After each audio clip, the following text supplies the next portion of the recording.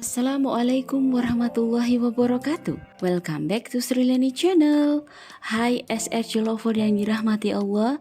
Semoga kita semua selalu dalam lindungan Allah Subhanahu wa taala, dan selawat dan salam tak lupa kepada Nabi kita Muhammad sallallahu alaihi wasallam. Semoga kita mendapat syafaatnya di yaumil mahsyar kelak. Amin amin ya rabbal alamin.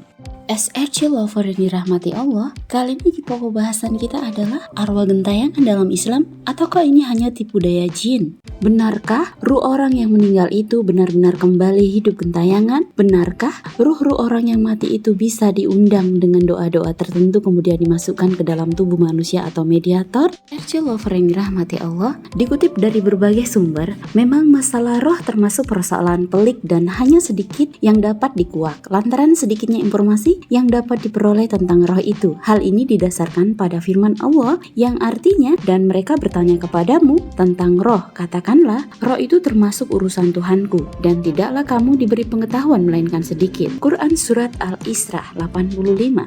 SRC lover yang dirahmati Allah, pengakuan hadirnya arwah ke dalam tubuh mediator ataupun arwah yang menampakkan diri di suatu tempat yang masuk ketika kesurupan mengaku sebagai arwah penasaran dan lain-lain, maka itu hal yang jelas bertentangan dengan apa yang tertera dalam Al-Quran, karena orang mati tak akan bisa kembali lagi ke dunia sampai hari kebangkitan seluruh makhluk di hari kiamat kelak. Allah Ta'ala berfirman yang artinya, dan jika sekiranya kamu melihat mereka ketika orang-orang yang berdosa itu menundukkan kepalanya di hadapan Tuhannya, mereka berkata, ya Tuhan kami telah melihat dan mendengar, maka kembalikanlah kami ke dunia. Kami akan mengerjakan amal saleh. Sesungguhnya kami adalah orang-orang yang yakin. Allah Ta'ala juga berfirman yang artinya, demikianlah keadaan orang-orang kafir itu, hingga apabila datang kematian kepada seseorang dari mereka, dia berkata, ya Tuhanku, kembalikanlah aku ke dunia, agar aku berbuat amal yang saleh terhadap yang telah aku tinggalkan. Sekali-kali tidak. Sesungguhnya itu adalah perkataan yang diucapkannya saja, dan di hadapan mereka ada dinding sampai hari mereka dibangkitkan. SRC lover, jadi sudah jelas, manusia-manusia yang telah wafat takkan bisa gentayangan dalam manusia, apalagi dipanggil-panggil ruhnya untuk mengorek informasi dan keterangan tentang suatu sejarah di masa lalu. Hal itu dikarenakan adanya dinding yang tidak mungkin ditembus oleh mereka hingga kiamat kelak.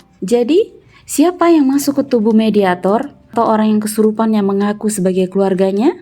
RC lover, jawabannya adalah jin qarin dari orang yang telah meninggal itu.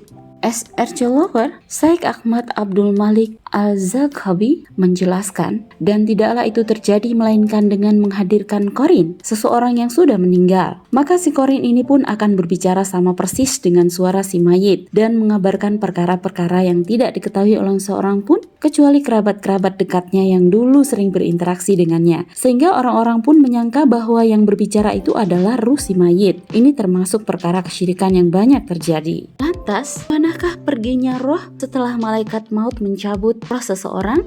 Maka roh itu berpindah ke alam barzah, namun tempatnya berbeda-beda. Kalau roh para nabi berada di sisi Allah di tempat yang tinggi. Dalil ucapan Rasulullah SAW di saat akan wafat, ya Allah, susulkanlah aku ke Rafiq A'la, para rasul yang berada di tempat yang tinggi. Hadis riwayat Bukhari dan Muslim. Berikutnya roh para syuhada atau orang yang mati syahid. SRC lover, mayoritas ulama berpendapat bahwa roh para syuhada berada di surga. Banyak sekali dalil yang menetapkan demikian. Di antaranya firman Allah yang artinya, janganlah kamu mengira bahwa orang-orang yang gugur di jalan Allah itu mati.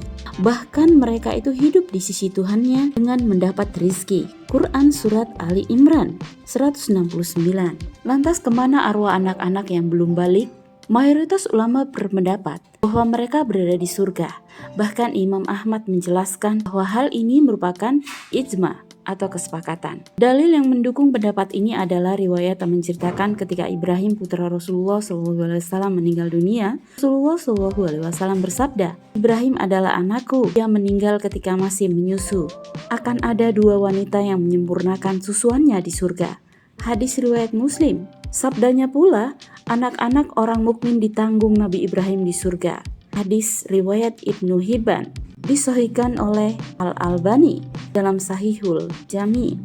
Anak-anak orang musyrik dan kafir juga berada di surga berdasarkan hadis. Adapun anak-anak yang berada di sekitar Ibrahim adalah anak-anak yang meninggal dalam keadaan fitrah. Sebagian sahabat bertanya, "Wahai Rasulullah, apakah anak-anak orang musyrik juga berada dalam sana?" Dia menjawab, "Mereka juga di sana." Hadis riwayat Bukhari dan Muslim.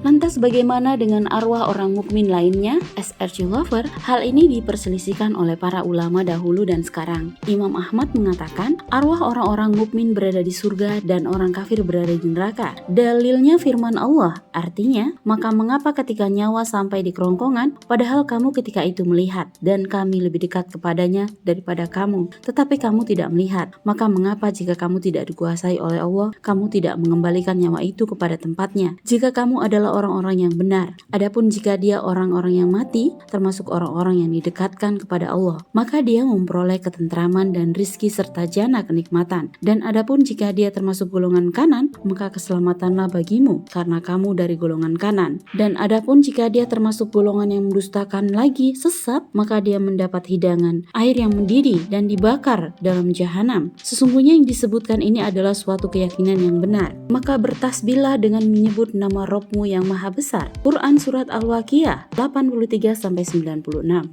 SSC Lover yang dirahmati Allah, yang jelas orang yang sudah wafat, mereka berada di alam kubur dalam keadaan mendapatkan nikmat atau mendapatkan azab. Mereka tidak bisa memberikan manfaat atau bahaya terhadap orang-orang yang masih hidup. Allah Ta'ala berfirman, yang artinya, sesungguhnya kamu tidak dapat menjadikan orang-orang yang mati mendengar. Quran Surat An-Naml 80. Allah Ta'ala juga berfirman dalam Quran Surat Sajadah 22 yang artinya, dan alangkah ngerinya jika sekiranya kamu melihat ketika orang-orang berdosa itu menundukkan kepalanya di hadapan Robnya, mereka berkata, "Wahai Rob kami telah melihat dan mendengar, maka kembalikanlah kami ke dunia. Kami akan mengerjakan amal soleh. Sesungguhnya kami adalah orang-orang yakin." SRC Lover, ayat-ayat ini menunjukkan bahwa orang yang sudah mati, maka ia tidak dapat hidup kembali di alam dunia, tidak dapat lagi beramal baik ataupun amal buruk. Dari Abu Hurairah radhiyallahu anhu bahwa Nabi SAW bersabda, yang artinya, ketika seorang insan mati, terputuslah amalnya kecuali 3, sedekah jariah, ilmu yang bermanfaat, dan anak-anak yang saleh yang mendoakannya. Hadis riwayat Muslim.